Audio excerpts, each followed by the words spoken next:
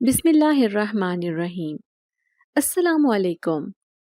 میں نیا اس شہر میں روزگار کمانے آیا تھا، لیکن جس گلی میں نے مکان لیا تھا اس کے برابر والے گھر سے رات اس قدر بھیانک چیخوں کی آوازیں آئیں، پھر مجھ سے سونا بھی دشوار ہو گیا تھا۔ وہ کوئی لڑکی تھی جو خوب چیخیں مار رہی تھی، ایسے لگ رہا تھا جیسے کوئی اس پر ظلم کر رہا ہو۔ میں چند لمحے تو اس کی چیخیں سنتا رہا، پھر برداشت نہ ہوا تو برابر والے گھر کا دروازہ کھٹکھٹا دیا۔ لال آنکھوں والا ایک بڑی عمر کا آدمی دروازے پر آیا تھا۔ آپ کے گھر سے یہ کیسی آوازیں آ رہی ہیں؟ تم سے مطلب؟ اس نے گھور کر آگ بگولا لہجے میں مجھے کہا اور میرے منہ پر زور سے دروازہ بند کر دیا۔ مجھے بہت غصہ آیا تھا، لیکن پھر ضبط کر کے اپنے مکان میں چلا آیا۔ ایک کمرے کا چھوٹا سا صاف ستھرا مکان تھا۔ حالانکہ اماں نے ہدایت کی تھی کہ شہر میں رہنے والا میرا کزن جو کہ ایک پوش علاقے میں رہتا ہے وہاں پر اس کے ساتھ فلیٹ میں رہ لینا، لیکن میں جانتا تھا کہ وہاں کا کرایہ بہت زیادہ ہوگا اور میری نئی نوکری تھی، اس لیے میں زیادہ سے زیادہ پیسے بچانے کا سوچ رہا تھا۔ گھر بھی بھجوانے تھے اور مجھے شہر میں رہ کر اپنا گزارا بھی کرنا تھا۔ ایک اچھی انٹرنیشنل کمپنی میں نوکری ملنا بھی خوش نصیبی کی بات تھی۔ نوکری تو مجھے مل گئی تھی، لیکن جس جگہ پر میں نے مکان لیا تھا وہ گلی میرے لیے ناقابل برداشت ہو گئی تھی، خاص طور پر برابر میں رہنے والا یہ خاندان۔ لیکن جب ایک دن حبس اور گرمی سے میں پریشان ہو کر اوپر چھت پر گیا تھا تب میری نظر سامنے چھت پر پڑی۔ وہ لڑکی تھی جو چھت پر کپڑے ڈال رہی تھی، لیکن اس کے چہرے پر چوٹ کے نشان مجھے بتا رہے تھے کہ چیخنے والی یہی وہ لڑکی تھی۔ وہ ایسے چل رہی تھی جیسے نیند میں ہو، سارے کپڑے تار پر پھیلا کر اس نے ادھر ادھر نظر بھی نہ اٹھائی تھی اور ایسے ہی روبوٹ کی طرح نیچے چلی گئی، جبکہ میں اس کی خوبصورتی کو دیکھتا رہ گیا تھا۔ لڑکی کے چہرے پر بے تحاشا نشانات تھے، لیکن پھر بھی وہ بہت خوبصورت تھی۔ سنہری رنگت، سنہرے بال، ایسے لگتا تھا جیسے کوئی انگریز ہو۔ مجھے اس کے بارے میں جاننے کا تجسس تھا، لیکن وہ شخص جو بہت خونخوار نظر آتا تھا، نہ جانے اس کا باپ تھا یا کوئی اور رشتہ دار، مجھے یہ سمجھ نہ آئی تھی۔ لیکن میں دل میں سوچ رہا تھا کہ بیچاری کس قدر مظلوم لڑکی ہے۔ لیکن اگلی رات ہی میری یہ غلط فہمی دور ہو گئی جب میں نے اس گھر سے آنے والی اس کی ہنسی کی آوازیں سنی۔ کوئی لڑکی زور زور سے ہنس رہی تھی، جیسے بہت خوش ہو، کہے لگاتی زندگی سے بھرپور ہنسی۔ مجھے غصہ آیا۔ عجیب نفسیاتی لوگ ہیں، کبھی تکلیف سے چلاتے ہیں تو کبھی اتنی زور زور سے ہنستے ہیں کہ پڑوسیوں کو بھی صاف آواز سنائی دے۔ آخر یہ ماجرا کیا ہے؟ میرا نام حیدر ہے، میرا تعلق ایک چھوٹے سے شہر سے تھا۔ میں ایک متوسط طبقے کے گھرانے سے تعلق رکھتا تھا۔ ہم 5 بہن بھائی تھے جن میں سب سے بڑا تھا۔ میری 2 بہنیں جوان ہو چکی تھیں، انہوں نے انٹر تک تعلیم حاصل کر لی تھی اور اماں اب ان کی شادی کے لیے پریشان تھیں۔ دونوں چھوٹے بھائی ابھی میٹرک کلاس میں تھے اور میں نے گریجویشن تک تعلیم حاصل کی تھی۔ میرے زیادہ پڑھنے لکھنے کی یہی وجہ تھی تاکہ میں کوئی اچھی نوکری حاصل کر کے ابا کا سہارا بن سکوں، لیکن میرے لیے اس چھوٹے سے شہر میں نوکری حاصل کرنا بہت مشکل تھا۔ اسی لیے تو میں دن رات اخباروں میں نوکری تلاش کرتا رہتا تھا۔ بالآخر میری 2 سالوں کی محنت کامیاب ہوئی اور مجھے ایک بڑے سے شہر میں ایک انٹرنیشنل کمپنی میں نوکری مل گئی، اور پھر یہاں اس شہر میں میں نے ایک چھوٹا سا 1 کمرے کا کرائے کا گھر لے لیا۔ یہ ایک چھوٹے سے علاقے میں تھا، اس لیے کرایہ بھی کم تھا اور مکان بھی صاف ستھرا تھا۔ میں بڑے پرسکون انداز میں یہاں رہتا اگر جو برابر میں رہنے والے یہ عجیب و غریب ذہنی مریض لوگ اس گھر میں نہ رہتے۔ میں ہر روز اس گھر سے کسی لڑکی کے چیخنے کی آوازیں سنتا تھا، جیسے کوئی لڑکی کو مار رہا ہو، اس پر ظلم کر رہا ہو۔ وہ لڑکی درد سے چیختی تھی، لیکن پھر کبھی کبھار رات میں اس لڑکی کے ہنسنے کی آوازیں آتیں تو میں حیران رہ جاتا۔ وہ لڑکی جو دن بھر روتی ہے، درد سے چیخیں مارتی ہے، لیکن رات میں اس کی ہنسی کی آواز آنا حیران کن تھا۔ پھر جب مجھے یہاں رہتے ہوئے 1 ہفتے سے بھی زیادہ ہو گیا تب پتہ چلا کہ اس گھر میں ایک یتیم لڑکی اپنے چچا کے ساتھ رہتی ہے، لیکن اس کا چچا انتہائی ظالم ہے۔ وہ اس لڑکی پر بہت ظلم کرتا ہے اور باقی ان دونوں کے علاوہ اس گھر میں کوئی بھی نہیں رہتا تھا۔ لیکن ایک دن میں چھت پر گیا، جب میں نے اس لڑکی کو دیکھا تھا وہ لڑکی بلا کی خوبصورت تھی، اتنی گوری چٹی، بالکل انگریزوں کی طرح نظر آنے والی۔ اس لڑکی کو دیکھ کر میں حیران رہ گیا تھا۔ اس کے منہ پر نشان تھے، شاید روزانہ پٹنے کی وجہ سے اس کے چہرے پر نیل پڑے ہوئے تھے، لیکن اس نے نظر اٹھا کر مجھے نہیں دیکھا تھا۔ وہ کچھ گمسم سی لگ رہی تھی۔ پھر اس دن میں کمرے میں سو رہا تھا جب مجھے اپنے کمرے میں سسکنے کی آواز آئی تھی۔ میں حیران تھا، ایسے لگ رہا تھا جیسے کوئی میرے کمرے میں ہی موجود ہو۔ ادھر ادھر نظر دوڑائے میری نظر کمرے کے روشن دان پر پڑی تو میری آنکھیں پھٹی کی پھٹی رہ گئیں۔ یہ روشن دان تو بالکل برابر والے گھر میں کھلتا تھا۔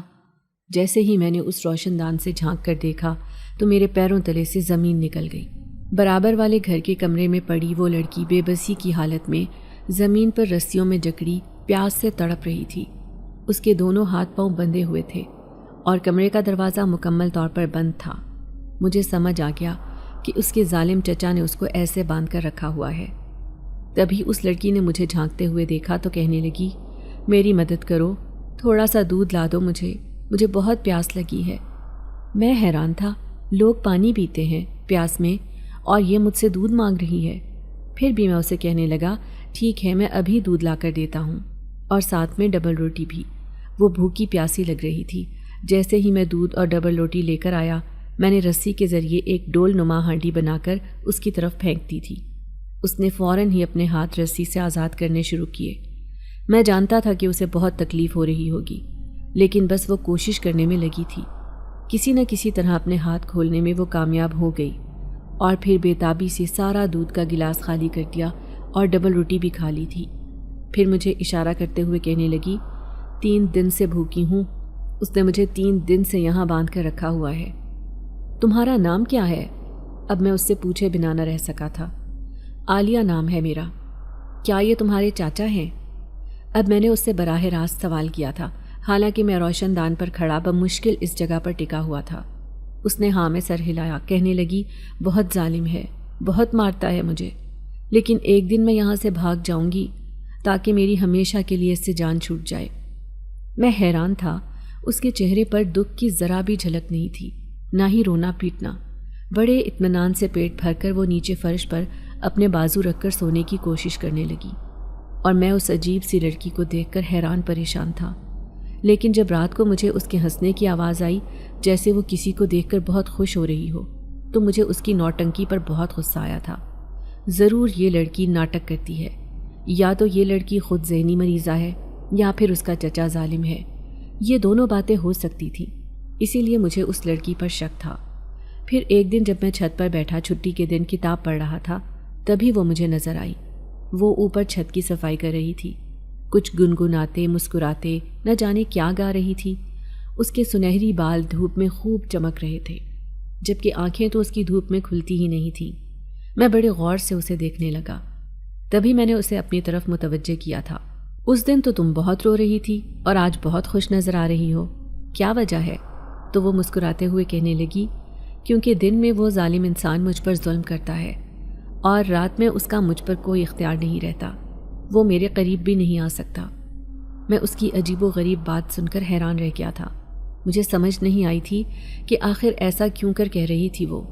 میں اسے کہنے لگا، رات میں تمہارے ہنسنے کی آوازیں آتی ہیں، تم کس سے اتنی ہنس ہنس کر باتیں کرتی ہو؟ تو وہ میرے قریب آ کر سرگوشی میں کہنے لگی، یہ ایک راز کی بات ہے اور میں یہ راز کسی کو بھی نہیں بتاؤں گی۔ یہ کہتے ہی وہ تیز تیز قدموں سے چلتے ہوئے سیڑھیوں سے اتر کر نیچے چلی گئی تھی اور میں ٹھنڈی سانس بھر کر رہ گیا۔ ایک دن میں سڑک کنارے سے گزر رہا تھا جب میں نے اس کے چاچا کو دیکھا۔ وہ ایک کیبن میں بیٹھا ہوا تھا، غالباً یہ کیبن اسی کا تھا۔ بچوں کی چیزیں اور چھوٹا موٹا سامان رکھے وہ اس کیبن کو چلا رہا تھا۔ مجھے اس آدمی کو دیکھ کر غصہ آیا جو بڑے مزے سے پان کھا کر ادھر ادھر تھوک رہا تھا اور آس پاس کھڑے ہوئے لوگوں سے ہاتھ اٹھا اٹھا کر باتیں کر رہا تھا۔ میں دل میں سوچنے لگا، لوگ کتنے بڑے بہروپیے ہوتے ہیں، گھر میں رہنے والے انسانوں پر اتنا ظلم کرتے ہیں اور باہر دوسروں کے سامنے اتنا اچھا بننے کا ناٹک کرتے ہیں۔ ساتھ میں رہنے والی یہ لڑکی تو کسی گہرے راز کی طرح بنتی جا رہی تھی۔ پھر مجھے یہاں رہتے ہوئے 1 مہینہ ہو گیا۔ میں نے اپنی پہلی تنخواہ ابو کے پاس بھجوا دی تھی، وہ بھی ایزی پیسہ کے ذریعے، اور وہ تنخواہ کو پا کر بہت خوش ہوئے تھے۔ میرے پاس ایک موبائل تھا، اسی موبائل سے ابو سے بات کر لیا کرتا تھا۔ بہنیں بہت اداس ہو رہی تھیں، بار بار کہتی، بھائی آپ ملنے ہی آ جاتے۔ میں انہیں کہتا کہ ابھی نہیں، میں 3-4 مہینے بعد ملنے آؤں گا۔ ان سے بات کر کے میں اپنے دل میں بہت اطمینان محسوس کر رہا تھا۔ لیکن دوسرے دن نوکری پر جاتے ہوئے اچانک ہی میری نظر اس برابر والے گھر پر پڑی۔ تو میں حیران رہ گیا۔ اس پر لگا تالا دیکھ کر میں کچھ عجیب سا محسوس کر رہا تھا۔ رات میں ہی تو مجھے اس لڑکی کی آوازیں آ رہی تھیں، وہ گنگناتی مسکراتی کوئی گانا گا رہی تھی، اور آج اس دروازے پر تالا لگا ہوا تھا۔ جب میں نے ایسے ہی راہ چلتے آدمی سے پوچھا تھا کہ اس گھر میں رہنے والا آدمی کہاں گیا، تو وہ کہنے لگا 3 دن کے لیے وہ شہر سے باہر گیا ہے، ہر مہینے جاتا ہے۔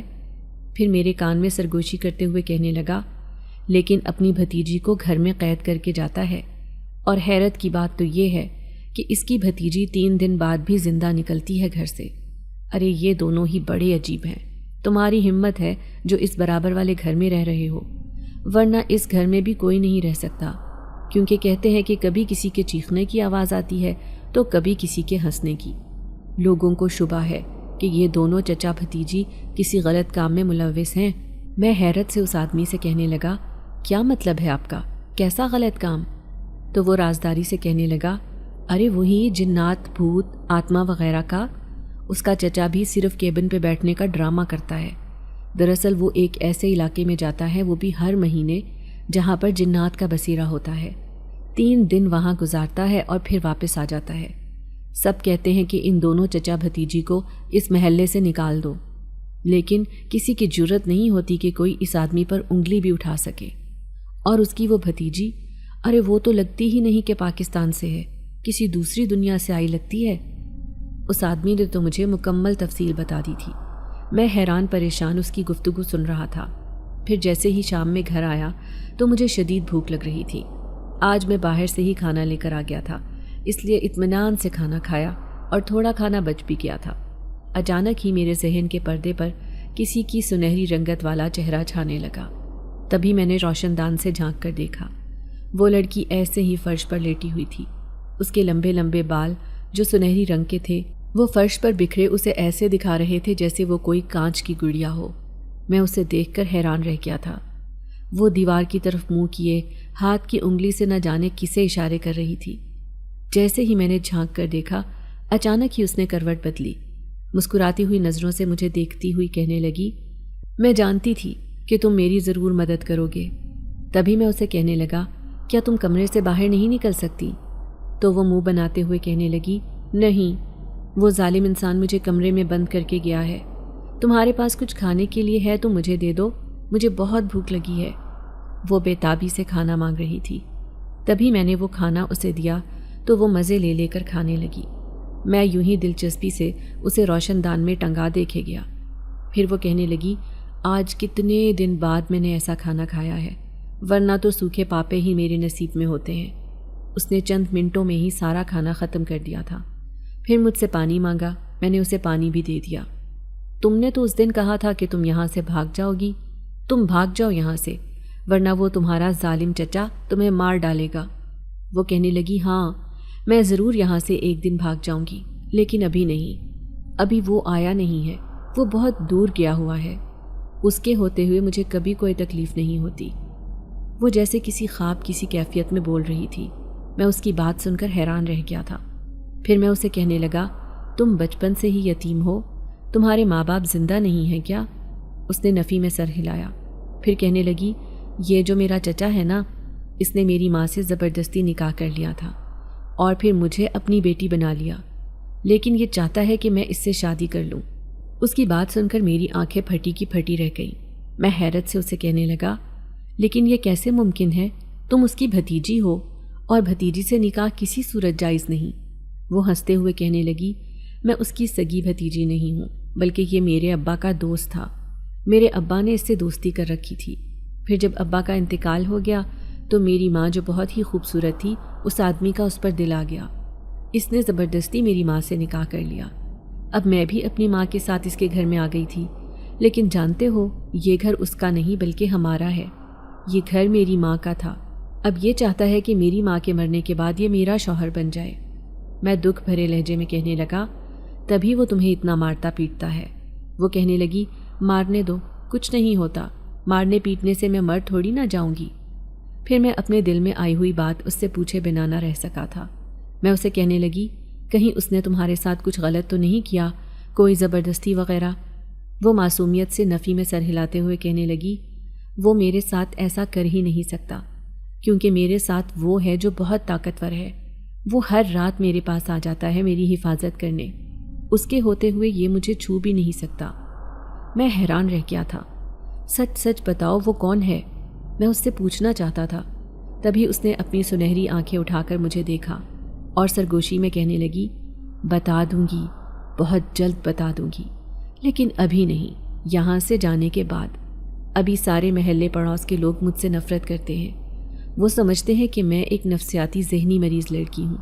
تبھی تو میرا چچا مجھے اس گھر میں باندھ کر رکھتا ہے.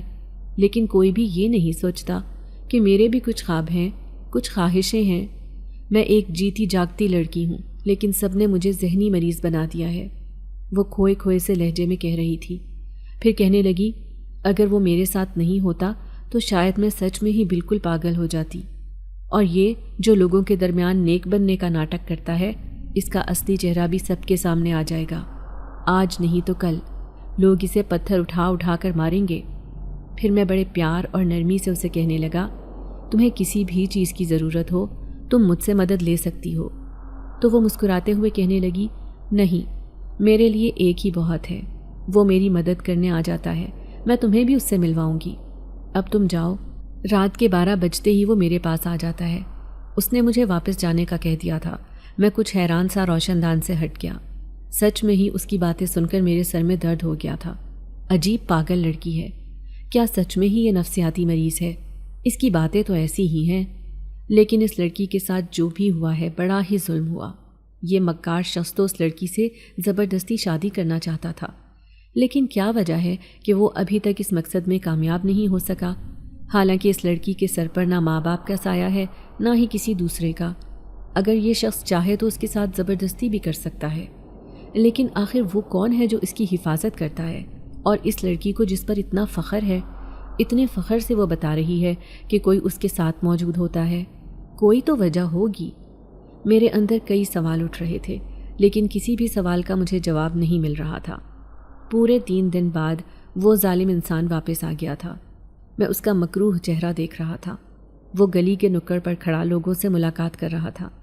تبھی میں نے ایک آدمی کی آواز سنی جو اس لڑکی کے چچا سے کہہ رہا تھا، ہاں بھائی، تمہاری ذہنی مریض بھتیجی کیسی ہے؟ بھائی تمہاری ہمت ہے جو اسے پال رہے ہو، ورنہ آج کل کون انسان یہ سب کرتا ہے؟ میں نے نفرت سے زمین پر تھوک دیا تھا جب میں نے اس کی یہ آواز سنی. وہ سب لوگوں کے درمیان کہنے لگا، ہاں، اسی کی خاطر میری شادی نہ ہو سکی. اگر میں شادی کر لیتا تو آج میرے بچے بھی جوان ہوتے. بڑھاپے میں مجھے یوں خار نہ ہونا پڑتا. مجھے اس ذلیل انسان پر بہت غصہ آیا تھا. پھر میں گھر آ گیا. اس دن میں بہنوں کے لیے خریداری کرنے گیا تھا. اماں کے لیے چوڑیاں، بہنوں کے لیے پیارے پیارے سے سوٹ، اور چھوٹے بھائیوں کے لیے بھی میں نے کئی تحفے تحائف لیے تھے، کیونکہ آج مجھے دوسری تنخواہ ملی تھی. تبھی میری نظر کانچ کی لال چوڑیوں پر پڑی. میں نے کسی کے بارے میں سوچا تو میں حیران رہ گیا. میرے ذہن کے پردے پر کوئی اور نہیں بلکہ وہی لڑکی عالیہ آئی تھی، سنہری رنگت والی. اس کی کلائی میں یہ لال رنگ کی چوڑیاں کس قدر خوبصورت لگیں گی. بے اختیار سوچ کر میرے ہونٹوں پر مسکراہٹ دوڑ گئی تھی اور میں نے وہ ساری لال رنگ کی چوڑیاں خرید لیں. اب میں اسے یہ دینا چاہتا تھا، لیکن نہ جانے وہ اسے دیکھ کر غصے کا اظہار نہ کرے یا پھر اپنے اس چچا کو ہی بتا دے اور پھر وہ میرا اس محلے میں رہنا دشوار کر دے. لیکن پھر بھی میں نے اس کے لیے وہ چوڑیاں خرید لی تھیں. اس دن شدید گرمی کے موسم کی وجہ سے میں چھت پر ہی سو رہا تھا جب اچانک رات کے 12 بجے میں نے پائل کی آواز سنی تھی، جیسے برابر والی چھت پر کسی لڑکی کے چلنے کی آواز آ رہی ہو. میرے رونگٹے کھڑے ہو گئے. یہ آواز عالیہ کے سوا کسی دوسری کی نہیں ہو سکتی تھی. میں جیسے ہی تھوڑا قریب ہوا، میں نے ابھی دیوار سے جھانک کر بھی نہ دیکھا تھا جب میرے کانوں میں عالیہ کے ہنسنے کی آوازیں آنے لگیں. وہ زور زور سے ہنستے ہوئے کسی سے باتیں کر رہی تھی. پھر کہنے لگی، یہ پائل تو بہت ہی خوبصورت ہے جو تم میرے لیے لے کر آئے ہو. جواب میں کسی کی آواز نہیں آئی تھی، لیکن اس کی آواز ابھری. وہ کسی سے کہہ رہی تھی، تم اتنے دن سے میرے سامنے نہیں آئے، اس لیے میں تم سے سخت ناراض ہوں. میں حیران تھا کہ یہ آدھی رات کو کس سے محو گفتگو ہے. تبھی میں نے دیوار سے جھانک کر دیکھا تھا اور میرے پیروں تلے سے زمین نکل گئی تھی. اس کے سامنے کوئی بھی نہیں تھا. وہ دیوار کے پاس بیٹھی اپنے آپ سے باتیں کر رہی تھی، لیکن اس کے سنہری بال چاند کی روشنی میں خوب چمک رہے تھے. جبکہ دونوں پاؤں میں خوبصورت پائل پہنے وہ کسی شہزادی کی طرح نظر آ رہی تھی۔ یہ منظر نہایت ہی خوبصورت اور بہت عجیب سا تھا۔ تبھی میں نے گھبرا کر اسے آواز دی تھی۔ اس نے ایک دم سے ہی پلٹ کر مجھے دیکھا تھا۔ لال انگارہ آنکھیں لیے وہ مجھے گھور رہی تھی، پھر غصے سے اٹھ کر میرے پاس آئی اور کہنے لگی، دیکھو تمہارے پکارنے سے وہ اٹھ کر چلا گیا، آج اتنے دنوں بعد میرے سامنے آیا تھا، تم نے مجھے کیوں پکارا؟ وہ نہایت غصے میں لگ رہی تھی۔ میں گھبرا کر کہنے لگا، لیکن تمہارے سامنے تو کوئی بھی نہیں تھا، تم کس سے باتیں کر رہی تھی؟ کیا تم سچ میں ہی ذہنی مریض ہو؟ اچانک ہی دونوں ہاتھوں میں چہرہ چھپا کر وہ زور زور سے رونے لگی، پھر کہنے لگی، نہیں ہوں میں ذہنی مریض، سب مجھے ایسے ہی کہتے ہیں، لیکن مجھے خوشی اس بات کی ہے کہ وہ میری حفاظت کرنے آتا ہے۔ اگر وہ نہیں ہوتا تو آج میں اتنی دفعہ اپنی عزت لٹا چکی ہوتی، وہ بھی اپنے نام نہاد باپ کے ہاتھوں۔ میں جھنجھلا کر کہنے لگا، آخر تم بتاتی کیوں نہیں؟ کون ہے وہ جو تمہاری حفاظت کرتا ہے؟ تبھی اس نے سامنے دیوار کی طرف اشارہ کیا تھا۔ وہ دیکھو، وہاں ایک پرچھائی نظر آ رہی ہے۔ میں نے جیسے ہی اس کے اشارے کی طرف دیکھا تو میرے رونگٹے کھڑے ہو گئے۔ وہاں سچ میں ہی ایک خوفناک پرچھائی کھڑی تھی، لیکن جیسے ہی میں نے دیکھا وہ اچانک میری آنکھوں کے سامنے سے غائب ہو گئی۔ میں گھبرا کر اس سے کہنے لگا، وہ کون ہے؟ تبھی وہ 2 قدم چلتی ہوئی میرے قریب آئی اور کہنے لگی، وہ ایک جن زاد ہے، اسے میری ماں نے حفاظت کے لیے میرے ساتھ مقرر کیا تھا، اور آج تک وہ میری عزت بچاتا آیا ہے، وہ بھی اس ظالم شخص سے جو ہر رات مجھ پر بری نظر رکھتا ہے۔ لیکن جو تم روزانہ چیخنے کی آوازیں سنتے ہو وہ میری ہی ہوتی ہیں، کیونکہ دن میں وہ مجھ پر ظلم و ستم کرتا ہے، صرف اسی لیے کیونکہ اس جن ذات کی وجہ سے وہ اپنے مقصد میں کامیاب نہیں ہو سکتا۔ لیکن میں بہت خوش ہوں کیونکہ میری عزت محفوظ ہے، میرے لیے یہی کافی ہے۔ تو کیا سچ میں تمہیں وہ جنات دکھائی دیتا ہے؟ میں حیران پریشان سا اس سے پوچھ رہا تھا۔ اس نے ہاں میں سر ہلایا، پھر کہنے لگی، ہاں وہ ہر رات میرے پاس آتا ہے، اسی کی وجہ سے میں خوش رہتی ہوں۔ دیکھو وہ میرے لیے یہ پائل بھی لے کر آیا ہے، یہ چاندی کی پائل۔ تبھی اس نے اپنا گورا چٹا پاؤں اٹھا کر مجھے دکھایا اور میں بے ساختہ اس کے پاؤں کو دیکھتا رہ گیا۔ اس کے پاؤں میں کوئی پائل نہیں تھی۔ میں بہت خوفزدہ ہو گیا تھا، نہ جانے یہ لڑکی عجیب و غریب سی کیوں ہے۔ میں اسے سمجھاتے ہوئے کہنے لگا، وہ جن ذات جو تمہیں دکھائی دیتا ہے اسی کی وجہ سے لوگ تمہیں نفسیاتی مریض کہنے لگے ہیں، اس سے کہو کہ وہ تمہارے سامنے نہ آئے۔ وہ ایک دم سے ہی پیچھے ہٹی اور کہنے لگی، ہرگز نہیں، میں کبھی بھی اس سے یہ نہیں کہوں گی، اگر اس نے میرے سامنے آنا چھوڑ دیا تو میں مر جاؤں گی۔ کہتے ہی وہ سیڑھیوں سے بھاگتی ہوئی نیچے چلی گئی تھی۔ میں سمجھ گیا کہ اس لڑکی کے سامنے سچ میں ہی کوئی جنات آتا ہے جو اس کی ماں کا چھوڑا ہوا تھا۔ وہ اس عورت نے اپنی بیٹی کی حفاظت کے لیے چھوڑا تھا، اور یہ بہت اچھی بات تھی کہ وہ اس لڑکی کی رکھوالی کر رہا تھا۔ لیکن ایک رات جب میں اپنے گھر میں سو رہا تھا، اچانک دروازے پر زور زور سے دستک ہوئی تھی۔ جیسے ہی میں نے دروازہ کھولا، سامنے اس لڑکی عالیہ کو دیکھ کر میں حیران رہ گیا۔ رات کے 2 بج رہے تھے۔ اس نے میرے سامنے ہاتھ جوڑے اور کہنے لگی، خدا کے لیے مجھے بچا لو، ورنہ منصور علی مجھے زہر دے دے گا۔ یہ کیا کہہ رہی ہو تم؟ میں حیران رہ گیا تھا۔ میں سچ کہہ رہی ہوں، وہ مجھے زہر دے کر مارنا چاہتا ہے، اور سب لوگوں کے سامنے یہ مشہور کر دے گا کہ میں خود سے ہی زہر پی کر اپنی جان دے چکی ہوں۔ وہ مجھ سے بدلہ لینا چاہتا ہے۔ تمہیں یہ بات کس نے بتائی؟ تو وہ خوفزدہ لہجے میں کہنے لگی، اسی جنزاد نے، اور اس نے مجھے کہا ہے کہ اس برابر میں رہنے والے اس انسان سے مدد مانگو، یہ ضرور تمہاری مدد کرے گا۔ اس سنہری رنگت والی خوبصورت لڑکی کے لیے میرے دل میں محبت پل رہی تھی۔ اچانک ہی میں نے ایک فیصلہ کیا تھا۔ سچ میں ہی اس کی زندگی بچانے کا وقت آ گیا تھا اور اس کی عزت بھی، اسی لیے میں فیصلہ کر چکا تھا۔ اسی رات میں نے گھر جانے کا فیصلہ کیا اور اس لڑکی کو بھی ساتھ لے لیا۔ وہ راستے میں بار بار مجھ سے پوچھ رہی تھی کہ میں اسے کہاں لے کر جا رہا ہوں، لیکن میں نے اسے کہا، فکر نہ کرو، میں تمہیں ایک ایسی جگہ لے کر جا رہا ہوں جو ہمیشہ کے لیے تمہارا محفوظ ٹھکانہ ہے۔ کیا تم مجھے اسی جنات کی دنیا میں چھوڑنے جا رہے ہو؟ اس کا سوال بڑا عجیب و غریب اور خوفناک تھا۔ میں اس سے کہنے لگا، ہاں یہی سمجھ لو۔ پھر میں اسے اپنے گھر لے کر آ گیا۔ رات کے 3 بج رہے تھے جب میں گھر پہنچا۔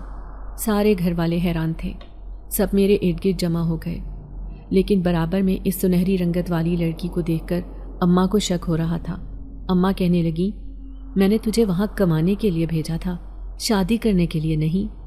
میں اماں سے کہنے لگا میں نے اس سے شادی نہیں کی، بلکہ یہ مظلوم ہے، اسے ہماری مدد کی ضرورت تھی، اسی لیے میں اسے لے کر آیا ہوں۔ جب آپ اس کی کہانی سنیں گی تو آپ کو بھی رونا آ جائے گا۔ پھر میں نے شروع سے لے کر آخر تک اماں کو اس کے بارے میں سب کچھ بتا دیا تھا۔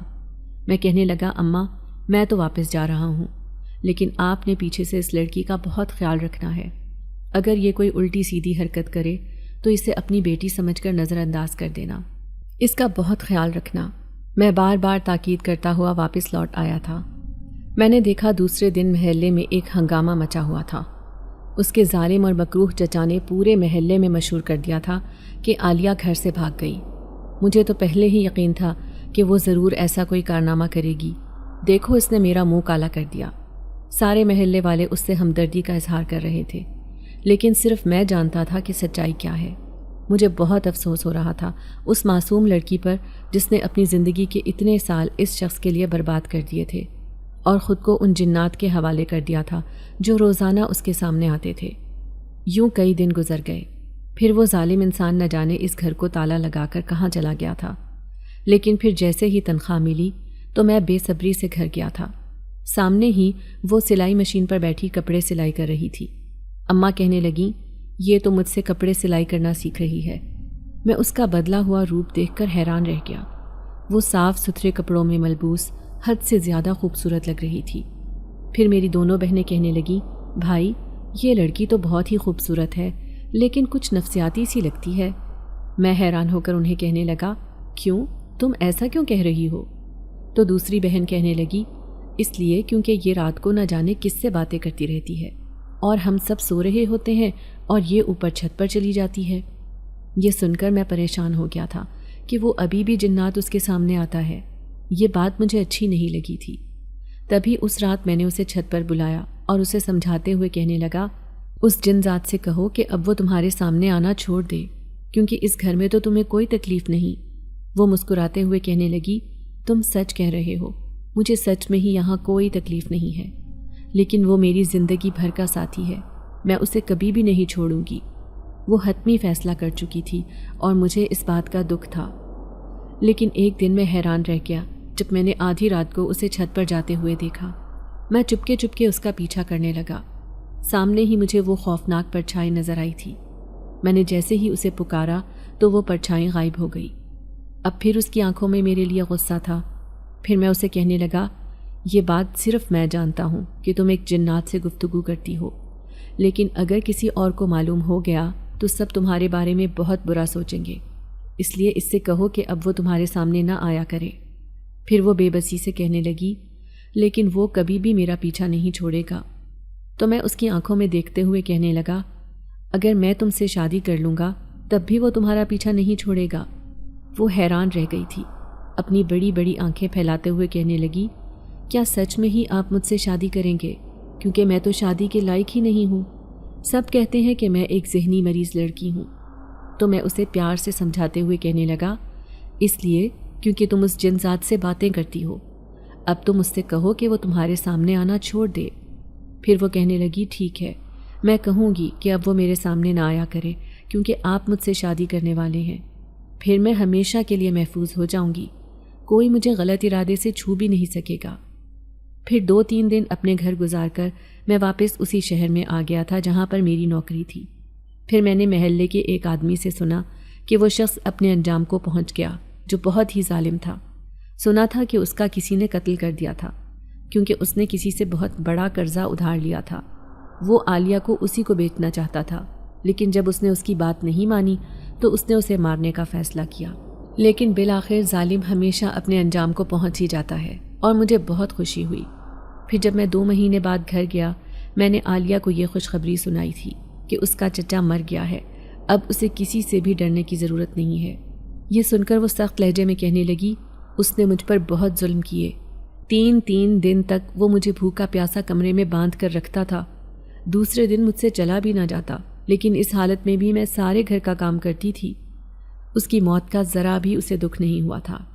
پھر میں نے دیکھا گھر میں دونوں بہنوں کی شادی کی تیاریاں چل رہی تھیں، نت نئے کپڑوں کی سجاوٹ اور گھر میں خوب ہنگامہ ہو رہا تھا۔ جب میں نے اماں سے کہا آپ اس کے لیے بھی کپڑے بنوائیں، اماں کہنے لگیں تجھے اس کا بہت خیال ہے، لیکن جو تو اپنے من میں سوچ رہا ہے نا، میں وہ ہرگز پورا نہیں کروں گی۔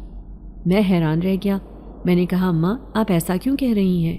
تو اماں کہنے لگیں تو اس سے شادی کرنے کا خواب دیکھ رہا ہے نا، لیکن یہ لڑکی مجھے پسند نہیں، یہ عجیب سی ہے، ہر رات چھت پر جا کر نہ جانے کس سے باتیں کرتی ہے، اس سے کہو کہ جلد اپنے گھر واپس چلی جائے۔ میں یہ سن کر مایوس ہو گیا، لیکن پھر میں نے آخر کار اماں کو ساری بات بتانے کا سوچا۔ میں اماں سے کہنے لگا کہ اماں یہ لڑکی بالکل ٹھیک ہے، لیکن وقت اور حالات نے اسے ایسا بنا دیا ہے، آپ نہیں جانتی اسے جنات نظر آتے ہیں۔ یہ سن کر اماں کے ہوش اڑ گئے تھے۔ وہ کہنے لگیں سچ میں؟ تو نے پہلے کیوں نہیں بتایا؟ میں کبھی بھی اس لڑکی کو اپنے گھر میں نہ رکھتی۔ تو میں اماں سے کہنے لگا ہمیں اس سے نفرت کرنے کی بجائے اس کے دل سے یہ بات پوچھنی چاہیے کہ آخر اسے وہ جنات کیوں دکھائی دیتے ہیں۔ پھر اماں اور میں نے مل کر اس سے جب یہ سوال کیا تو وہ کہنے لگی کہ وہ جنات دراصل میری ماں نے مرتے ہوئے میری حفاظت کے لیے چھوڑے تھے۔ وہ ایک درویش کے پاس جاتی تھیں اپنا علاج کروانے، لیکن درویش نے انہیں کہا کہ وہ مرنے والی ہیں، ان کی زندگی کی کوئی امید نہیں۔ تو اماں نے اسے کہا کہ میرے پیچھے میری بیٹی کا کیا ہوگا، کیونکہ میرا جو دوسرا شوہر ہے وہ بہت ظالم ہے اور وہ اسے بھی اپنے ظلم و ستم کا نشانہ بنائے گا۔ تب درویش نے میری حفاظت کے لیے ایک جن ذات میرے پاس چھوڑ دیا تھا، اور تب سے میرے ساتھ وہی ہے، وہی میری حفاظت کرتا تھا، اسی لیے وہ مجھے دکھائی دیتا تھا۔ پھر اماں کہنے لگی اب وہ تیری زندگی سے کیسے واپس جائے گا؟ تو عالیہ کہنے لگی یہ تو میں نہیں جانتی، لیکن شاید وہ اپنی دنیا میں واپس لوٹ جائے اسی درویش کے کہنے پر۔ اماں کہنے لگی اب اس درویش کو ہم کہاں ڈھونڈیں؟ تو میں اماں کو کہنے لگا درویش کو نہیں، لیکن ہم کسی عامل کو ڈھونڈ سکتے ہیں جو ان چیزوں کا علاج کرتا ہو، اور اس جن ذات سے کہہ دے کہ وہ واپس اپنی دنیا میں لوٹ جائے۔ اماں میری بات سے مطمئن ہو گئی۔ دوسرے دن میں اور اماں عالیہ کو لے کر ایک بہت بڑے عامل کے پاس گئے۔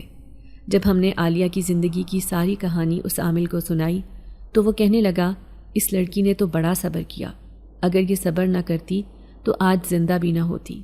اس لڑکی کی ہمت کو سلام، لیکن جو نیک جنات اس کے ساتھ ہے، اگر آپ لوگ چاہتے ہیں کہ وہ اس کے سامنے نہ آئے تو وہ خاموشی سے اس کی زندگی سے چلا جائے گا، کیونکہ وہ شیطان جنزاد نہیں بلکہ بہت نیک ہے۔ تبھی عامل نے اپنے سامنے اس جنزاد کو حاضر کیا تھا۔ جنزاد کہنے لگا مجھے میرے مرشد نے حکم دیا تھا کہ اس لڑکی کی حفاظت کرنی ہے اور کبھی اسے اکیلا نہیں چھوڑنا، تبھی میں اس کے سامنے آتا تھا، لیکن اگر یہ چاہتی ہے کہ میں اب اس کے سامنے نہیں آؤں تو میں اسے چھوڑ کر چلا جاؤں گا۔ وہ اس بات پر راضی تھا۔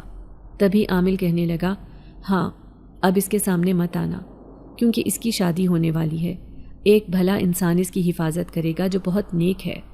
ان کا اشارہ میری طرف تھا۔ میں خوش ہو گیا، لیکن اچانک ہی عالیہ نے رونا شروع کر دیا۔ عامل نے میری طرف دیکھ کر خاموشی کا اشارہ کیا اور کہنے لگا اسے اس جنزاد کے جانے کا دکھ ہے، کیونکہ وہ اس کا دکھ سکھ میں ساتھی رہا ہے۔ جب اس کے پاس کوئی بھی نہیں ہوتا تھا تب وہ اس کے سامنے آتا تھا، اس لیے وہ رو رہی ہے۔ پھر چند دن بعد ہی وہ بالکل ٹھیک ہو گئی تھی، لیکن اب بالکل خاموش رہتی۔ اماں کہنے لگیں لڑکی تو بہت خوبصورت ہے، بالکل انگریزوں جیسی لگتی ہے، لیکن میں اس کی حرکتیں دیکھ کر گھبرا جاتی ہوں۔ ابھی مجھے اسے بہو بنانے پر کوئی اعتراض نہیں۔ یہ سن کر میں خوش ہو گیا تھا۔ پھر عالیہ اس دن کہنے لگی کہ جو ظلم چچا نے مجھ پر کیے تھے، اگر وہ میں بتانے لگ جاؤں تو شاید آپ کو میری زندگی بچ جانے پر یقین نہ ہو۔ وہ مجھے کرنٹ بھی لگاتا تھا اور مجھے مارتا پیٹتا بھی تھا۔ 3 دن تک مجھے کمرے میں بند کر کے رکھتا تھا، کوئی بھی مجھے بچانے نہیں آتا تھا، اس لیے مجھے اس کے جانے پر دکھ ہو رہا تھا۔ میں اسے سمجھاتے ہوئے کہنے لگا اب تمہیں کوئی تکلیف نہیں ہوگی، میں تم سے وعدہ کرتا ہوں کہ تمہیں بہت خوش رکھوں گا۔ یہ سن کر وہ شرما گئی۔ پھر بہنوں کی شادی کے بعد سادگی سے میرا اور عالیہ کا نکاح ہو گیا۔ مجھے یقین نہیں آ رہا تھا کہ وہ لڑکی میری زندگی کی ساتھی بن گئی ہے۔ پھر اماں ابا کہنے لگے تمہاری شہر میں نوکری ہے، پھر یہ ہمارے پاس رہ کر کیا کرے گی؟ وہاں تمہیں کھانے پینے کی بھی پریشانی ہے، اسی لیے اسے اپنے ساتھ لے جاؤ۔ میں خوشی خوشی اسے اپنے ساتھ لے کر آ گیا تھا۔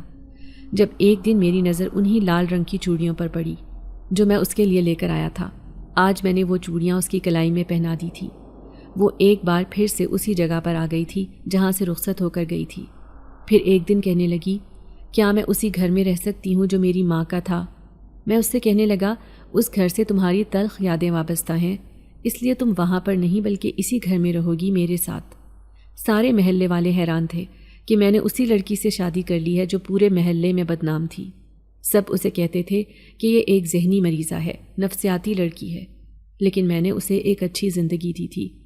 اب وہ بالکل بدل چکی تھی۔ لوگ اس کی خوبصورتی دیکھ کر حیران رہتے تھے۔ لیکن ایک دن محلے میں ہلچل سی مچی ہوئی تھی، سب لوگ گلی محلہ صاف کر رہے تھے۔ میں نے سنا کہ ایک معزز شخصیت اس محلے میں آ رہی ہے۔ میں نہیں جانتا تھا کہ وہ کون ہے۔ عالیہ بھی کہہ رہی تھی کہ محلے میں کسی چیز کی تیاریاں ہو رہی ہیں۔ پھر میں اسے کہنے لگا، سنا ہے کہ کوئی بہت بڑا عامل اس گلی میں آ رہا ہے۔ وہ 10 سالوں میں صرف ایک دفعہ ہی آتا ہے، اسی لیے لوگ اس کے آنے کی تیاریاں کر رہے ہیں۔ ہم چونکہ یہاں نئے تھے اس لیے مجھے کچھ بھی نہیں معلوم تھا۔ لیکن پھر اس دن چھٹی تھی جب میں نے دیکھا گلی کے نکڑ پر ایک بڑی سی گاڑی آ کر رکی۔ لوگ اس شخصیت پر پھول نچھاور کر رہے تھے۔ سب لوگ اسے پھولوں کے ہار پہنا رہے تھے۔ تبھی میری نظر بھی اس شخصیت پر پڑی تو میں حیران رہ گیا۔ وہ سچ میں ہی ایک بہت بڑی شخصیت معلوم ہوتے تھے۔ سفید رنگ کا لباس پہنے، سفید داڑھی، نورانی چہرے سے نور ٹپک رہا تھا۔ میں نہیں جانتا تھا کہ یہ کون ہے، لیکن سب کہہ رہے تھے کہ یہ ایک بہت بڑا عامل ہے۔ بہت سے لوگوں کو اس نے اپنے عمل سے شفایاب کیا ہے۔ وہ ایک بہت امیر آدمی کے گھر میں تشریف فرما تھے۔ میں بھی ان سے ملاقات کرنے چلا گیا۔ میں حیران رہ گیا جب وہ ایک آدمی سے سرگوشی کرتے ہوئے کہنے لگے، یہاں پر ایک زرکا نام کی عورت رہتی تھی، اس کی بیٹی تھی عالیہ، کیا ابھی بھی وہ زندہ ہے؟ میں اس سے ملاقات کرنا چاہتا ہوں۔ میں اپنی بیوی کا نام اس کے منہ سے سن کر حیران رہ گیا تھا۔ کہاں وہ معزز ایک پہنچی ہوئی شخصیت اور کہاں میری بیوی؟ اسے تو سارے گلی محلے والے ایک ذہنی مریضہ کے نام سے جانتے تھے۔ تبھی ایک شخص کہنے لگا، جی ہاں مرشد صاحب، اس کی تو شادی ہو گئی ہے، وہ اپنے شوہر کے ساتھ خوش باش رہ رہی ہے۔ تبھی وہ مرشد صاحب کہنے لگے، لیکن میں اس سے ملاقات کرنا چاہتا ہوں۔ اب وہ عالیہ سے ملاقات کرنے ہمارے چھوٹے سے گھر میں جا رہے تھے۔ مجھے اس بات کی بہت خوشی تھی۔ عالیہ ان کے سامنے بیٹھی تو انہوں نے اس کے سر پر ہاتھ رکھا اور کہنے لگے، تمہاری ماں بڑی ہی مظلوم عورت تھی، مجھے آج بھی وہ یاد ہے۔ اس کی تکلیف، کس قدر اذیت اس نے برداشت کی تھی۔ اللہ تعالیٰ اسے جنت الفردوس میں جگہ دے۔ لیکن تم اس کی بیٹی ہو، تم اس کی طرح نیک بننا، نماز پڑھنا، قرآن پڑھنا اور اپنے شوہر کو کبھی کوئی تکلیف نہ دینا۔ وہ عالیہ کے سر پر ہاتھ رکھ کر دعا دے رہے تھے۔ پھر وہ سرگوشی میں کہنے لگے، مجھے اس جنزات نے سب کچھ بتا دیا تھا، کس طرح تمہاری زندگی ایک بہت بڑے عذاب میں گزری، لیکن آخر کار تمہیں ایک سچا ساتھی نصیب ہوا اس نوجوان کی صورت میں۔ یہ تمہارے دل میں ایسے ہی محبت بیدار نہیں ہوئی، بلکہ میں نے تمہارے لیے خصوصی دعا کی تھی۔ ہر نماز کے بعد تمہارے لیے دعا کرتا تھا، کیونکہ وہ لڑکی زرکا وہ میرے دوست کی بیٹی تھی، وہ کوئی اور نہیں بلکہ تمہاری ماں تھی۔ عالیہ حیران رہ گئی تھی، میں بھی حیرت کا شکار ہوا۔ تبھی اس نے اپنے مرید کو اشارہ کیا اور عالیہ کے ہاتھ میں کئی نوٹوں کی گڈیاں تھما دیں۔ عالیہ انکار کرنا چاہتی تھی، لیکن وہ کہنے لگا کہ یہ ہماری طرف سے تمہارے لیے تحفہ ہے، کیونکہ آج ہم بہت سالوں بعد تم سے ملنے آئے ہیں، حالانکہ ہمیں بہت پہلے تم سے ملنے آنا چاہیے تھا۔ عالیہ ان کا شکریہ ادا کر رہی تھی۔ پھر وہ واپس چلے گئے۔ سارے محلے کے لوگ اب حیران تھے کہ وہ ایک لڑکی سے ملاقات کرنے اس کے چھوٹے سے گھر میں آئے تھے، حالانکہ اس محلے کے لوگ بہت امیر اور رئیس تھے۔ پھر عالیہ نے وہ سارے پیسے میرے حوالے کر دیے۔ میں نے انکار کرنا چاہا، لیکن وہ کہنے لگی کہ ہم اپنا گھر بنائیں گے اس شہر میں جو بہت خوبصورت ہوگا، اور اس گھر میں آپ کے امی ابو اور ہم سب ساتھ رہیں گے، یوں دور دور نہیں رہیں گے۔ اس کی بات سن کر میں بہت خوش ہوا تھا۔ پھر میں نے چند سالوں میں ہی اپنا مکان بنا لیا تھا، جب تک میں ایک بیٹے کا باپ بن چکا تھا۔ عالیہ میرے بیٹے کی بہت اچھی تربیت کر رہی تھی۔ سچ کہتے ہیں وقت اور حالات انسان کو کیا سے کیا بنا دیتے ہیں، لیکن ایک وقت ایسا آتا ہے جب وہ ماضی بہت پیچھے رہ جاتا ہے، اور جو لوگ اس ماضی سے نکلنے میں کامیاب ہو جاتے ہیں وہی اصل زندگی کے مقصد کو حاصل کر لیتے ہیں، اور یہی میری بیوی عالیہ کے ساتھ بھی ہوا تھا۔ آج بھی وہ کبھی کبھی اپنے ماضی کو یاد کر کے روتی ہے تو میں اسے تسلی دیتا ہوں کہ تمہاری جان محفوظ رہی، نہ تمہیں اپنی عزت کھونی پڑی نہ جان، اسی لیے تمہیں اس بات پر خوش ہونا چاہیے۔